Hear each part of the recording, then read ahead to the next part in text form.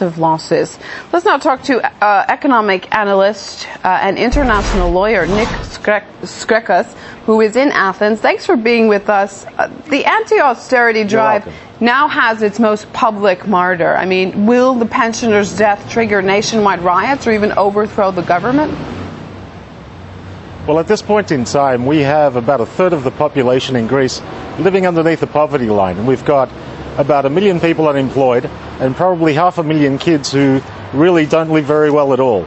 All we need is something like this to catalyze opinion and send us into deep reflection. Will it actually spark more riots? Well, it's not going to help the situation any at all. How is the government reacting to this suicide, apart from calling it a tragic? And I mean, is its policy of cuts going to be at least a little softened here? Well, this particular government, one must understand, is more of a caretaker government than anything else. Papademos was charged in November to oversee the bond swap, which means the haircut, reducing our debt by 100 billion, and to secure another 130 billion bailout. Of course, the strings attached to that were more austerity, and we haven't seen them all yet. There'll be more in June.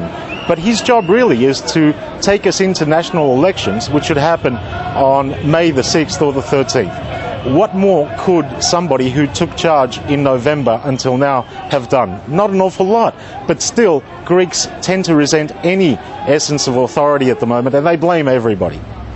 People are also speaking out against debt restructuring, where private creditors will lose out by the millions. What is the way forward for Athens, in your opinion? I mean, you already talked about more cuts in June. How do you see it all playing out? Well, I think the more austerity cuts and horizontal cuts to pensions, public sector wages and tax increases are an absolute nightmare. It's like putting an anorexic on a very strict diet. It's going to backfire.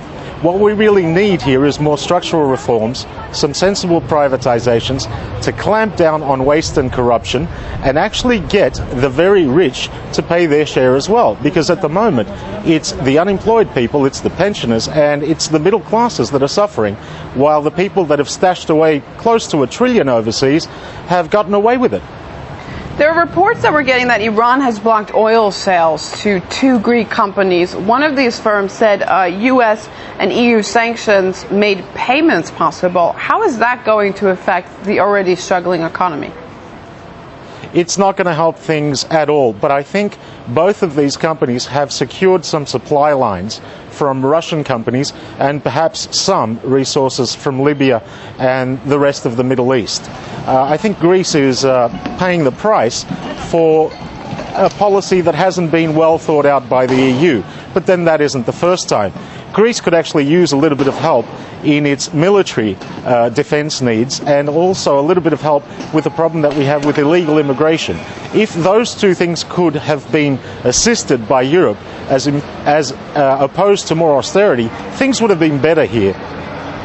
All right, Nick Skrekas, economic analyst and international lawyer, live with us on the line from Athens. Thanks for your input this hour. Thank you.